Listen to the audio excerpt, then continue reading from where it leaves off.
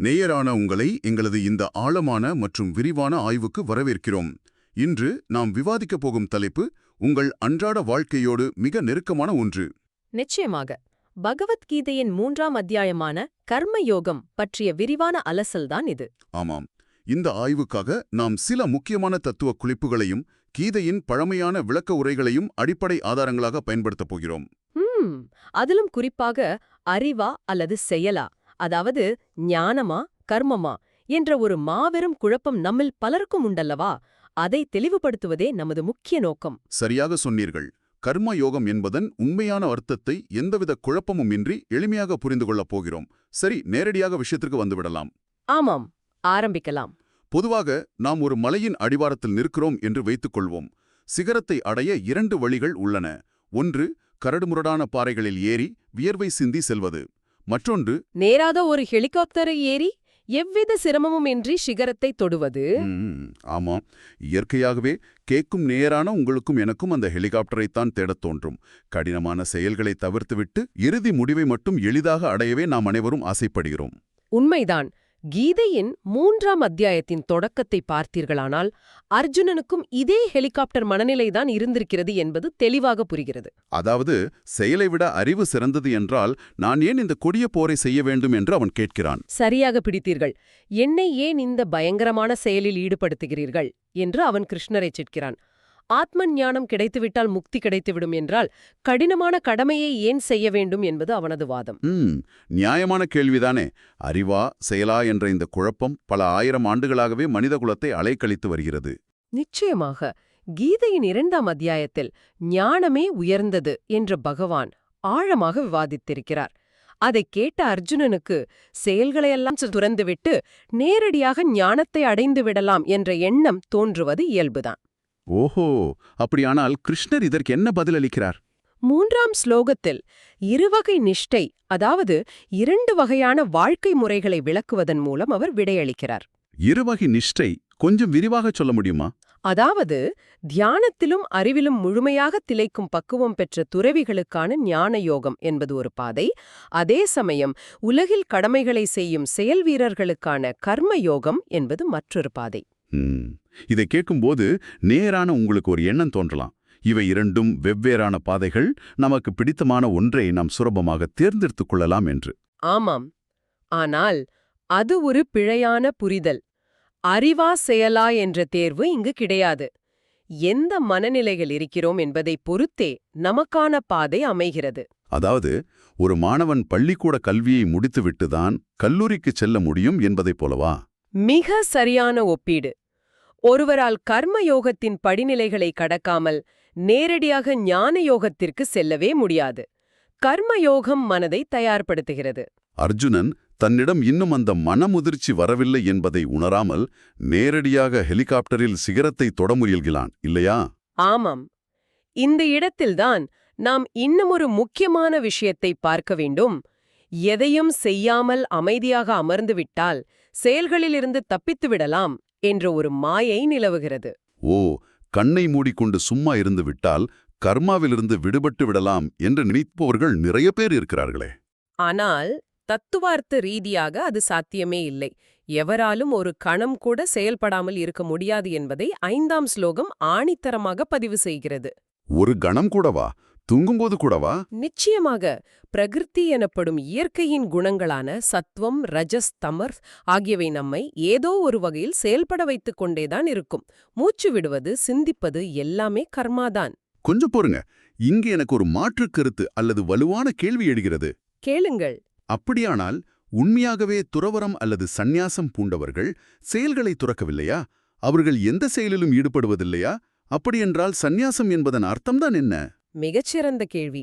சந்நியாசம் என்பது சமூகத்தை விட்டுச் செல்வதோ அல்லது செயல்களை அப்படியே புறக்கணிப்பதோ அல்ல. பின் எது உண்மையான துறவு? உண்மையான சந்நியாசம் என்பது அறிவின் மூலம் நான் செய்பவன் அல்ல என்ற ஒரு நிலையை அடைவது. தத்துவத்தில் இதை அகர்த்தா என்று குறிப்பிடுகிறார்கள். அகர்த்தா, அதாவது செயல் செய்பவன் நான் இல்லை என்ற உணர்வு. இதை ஒரு நாடக நடிகரோடு ஒப்பிட்டு பார்க்கலாமா? தாராளமாக. எப்படி என்று சொல்லுங்கள்.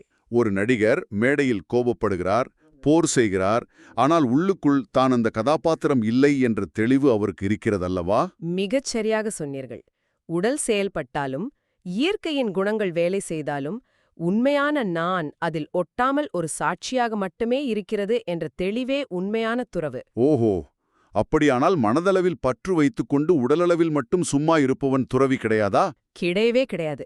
கீதை அவனை தன்னைத்தானே ஏமாற்றிக் கொள்ளும் போலி என்று கடுமையாக விமர்சிக்கிறது. எனவே கர்மாவிலிருந்து ஓடி ஒளிவது தீர்வல்ல. சரியான மனநிலையோடு செயல்படுவதே கர்மயோகம். இப்போது புரிகிறது. கர்மயோகம் நேரடியாக முக்தியை தராது, அது மனதை தயார்படுத்தும் ஒரு கருவி என்பதை அழகாக கொண்டு வந்தீர்கள்.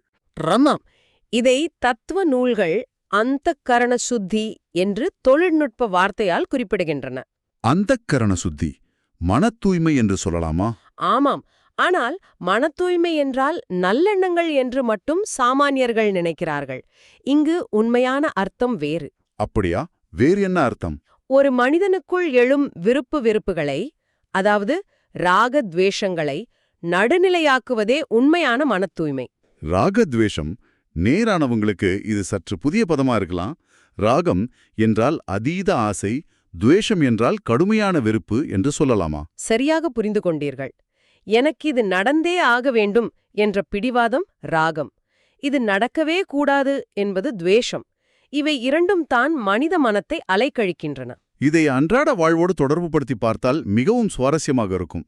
உங்கள் வாழ்வில் உங்களுக்கு பிடிக்காத, ஆனால் நீங்கள் செய்தாக வேண்டிய பல கடமைகள் இருக்கலாம் அல்லவா? நிச்சயமாக. அலுவலக வேலையோ வீட்டின் அன்றாட கடமைகளோ, அதை செய்யும்போது இதை நான் ஏன் செய்ய வேண்டும் என்ற சலிப்பு வரும். அந்த இடத்தில் ஒரு கர்மயோகி எப்படி செயல்படுவான்? அவன் தன் விருப்பு வெறுப்பை தள்ளி வைத்துவிட்டு அந்த கடமையை ஈஸ்வரனின் அல்லது ஈஸ்வரனின் அர்ப்பணமாக ஏற்றுக்கொண்டு முழு ஈடுபாட்டோடு செய்வான். அதாவது செயலை ஒரு அர்ப்பணிப்பாக செய்வது. சரி, செயலை செய்து விடுகிறோம். ஆனால் அதற்கான பலன் வரும்போது மனம் மீண்டும் பாதிக்கப்படுமே. அங்குதான் கர்மயோகத்தின் மாபெரும் உளவியல் கோட்பாடான பிரசாத புத்தி வருகிறது. பிரசாத புத்தி கோவிலில் கொடுக்கும் பிரசாதம் போன்றதா? அதேதான். கோவிலில் கிடைக்கும் பிரசாதம் இனிப்பாக இருந்தாலும் உரைப்பாக இருந்தாலும் நாம் விமர்சனமின்றி ஏற்றுக்கொள்கிறோம் அல்லவா? ஆமாம், பக்தியுடன் வாங்கிக் கொள்வோம். அதேபோல ஒரு செயலின் முடிவு, அது வெற்றியோ தோல்வியோ, அதை ஈஸ்வரனின் பிரசாதமாக மனப்பூர்வமாக ஏற்கும் மனநிலையே பிரசாத புத்தி. ஓஹோ, தோல்வியால் ஏற்படும் மன அழுத்தத்தை விளக்க இது ஒரு அற்புதமான வழி. நமது கட்டுப்பாட்டில் இல்லாத முடிவுகளை பிரபஞ்சத்திடம் ஒப்படைப்பது. உண்மைதாம். எதிர்பார்ப்புகளின் சுமையை மூளையிலிருந்து இறக்கி வைப்பதன் மூலம் செயலில் முழு கவனத்தையும் செலுத்த முடிகிறது. தினசரி வேலையையே எப்படி யோகமாக மாற்றுவது என்பதற்கு இது ஒரு நல்ல உதாரணம். ஆனால் செயல்கள் நம்மை பிணைக்காமல் இருக்க வேண்டுமானால் அதை எப்படி செய்ய வேண்டும் என்ற அடுத்த கட்டத்திற்கு செல்வோம். அதற்காகத்தான் கீதை யக்ஞம் என்ற ஒரு ஆழமான கருத்தை முன்வைக்கிறது. யக்ஞம் என்றவுடன் நெருப்பை மூட்டிச் செய்யப்படும் சடங்கு என்றுதானே நாம் நினைப்போம். அது ஒரு குறுகிய பார்வை. இங்கு யக்ஞம் என்பது மிக பரந்த பொருகை கொண்டது. ஈஸ்வரனின் படைப்புக்கும் பிரபஞ்சத்திற்கும் முரண்படாமல் இசைந்து செயல்படுவதே யக்ஞம். அதாவது இயற்கையின் தொடர் சுழற்சியோடு இணைந்து வாழ்வது. இதை ஒரு சுற்றுச்சூழல் அமைப்புடன், எக்கோசிஸ்டமுடன் ஒப்பிட்டு பார்க்கலாம் என்று நினைக்கிறேன். ஆமா, இயற்கையிடமிருந்து நாம் தொடர்ந்து ஒளியை, மழையை, உணவை பெறுகிறோம். இந்த அமைப்பில் எந்த பொருளும் தனக்காக மட்டும் வாழ்வதில்லை. அப்படியானால் மனிதனும் இந்த மாபெரும் வலைப்பின்னலில் ஒரு அங்கம்தான். நிச்சயமாக. நாம் பெற்றுக்கொண்டதற்கு பிரதியாக தன் கடமையை செய்வதுதான் இயற்கைச் சுழற்சியை நிலைநிறுத்தும் செயல். இதையே தேவர்களை அர்ப்பணிப்பது என்று கீதை கூறுகிறது. ஒருவருக்கொருவர் உதவிக்கொண்டு செயல்படுவதன் மூலம்தான் உலகம் இயங்குகிறது, இல்லையா? ஆமாம். எதையும் கொடுக்காமல் சுயநலத்தோடு வாழ்வான் என்றால் அவன் இயற்கையை திருடும் ஒரு திருடன் என்று 3ஆம் அத்தியாயம் மிக கடுமையாகச் சாடுகிறது. மிகவும் வலிமையான வார்த்தை. அப்படியானால் நம்முடைய தினசரி கடமைகளை சுயநலமின்றி செய்யும்போது சாதாரண வேலை கூட ஒரு மாபெரும் யஜ்ஞமாக மாறிவிடுகிறது. 100க்கு 100 உண்மை. ஒரு தாய் குழந்தைக்கு உணவளிப்பதோ, ஒரு மென்பொருள் பொறியாளர் நேர்மையாக வேலை செய்வதோ, பலனை எதிர்பார்க்காமல் உலக நன்மைக்காக செய்யும் ஒவ்வொரு செயலும் யக்ஞம்தான்.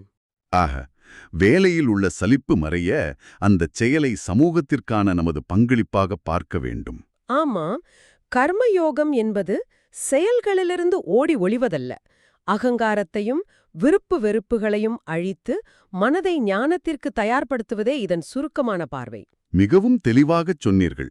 ஆரம்பத்தில் பார்த்த மலையேறும் உதாரணத்திற்கே வருகிறேன். சிகரத்தை அடைய ஹெலிகாப்டர் என்ற குறுக்குவழி கிடையவே கிடையாது. நிச்சயமாக கிடையாது. கர்மயோகம் என்ற கரடு முரடான மலையேற்றத்தின் மூலமே நாம் தகுதியை அடைய முடியும். அந்த மன உராய்வுதான் நமது ஈகோவை உருக்கி அழிக்கிறது. அருமையான விளக்கம். இந்த விரிவான ஆய்வின் முடிவுக்கு வந்துவிட்டோம். இறுதியாக கேட்டுக்கொண்டிருக்கும் நேயரான உங்களிடம் ஒரு ஆழமான சிந்தனையை நாங்கள் விதைக்க விரும்புகிறோம். சொல்லுங்கள். நாம் எவ்வளவு நேரம் கர்மயோகம் என்பது கடமைகளின் மூலம் மனதை தூய்மைப்படுத்துவதே என்று பார்த்தோம்.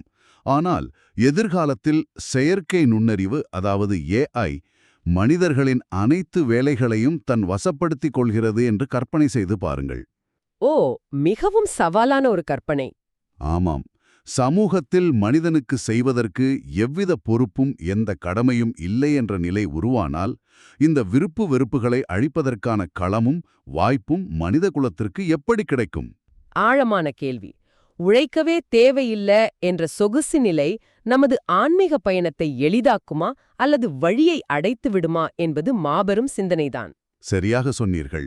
நேயரான நீங்கள் நாளைய பொழுதில் நீங்கள் செய்யும் சாதாரண வேலைகளை எப்படி அணுகுவீர்கள் என்பதோடு இந்த AI காலத்தின் சவாலையும் சேர்த்து சிந்தித்துப் பாருங்கள். மீண்டும் சந்திப்போம். நன்றி. சிந்திப்போம்.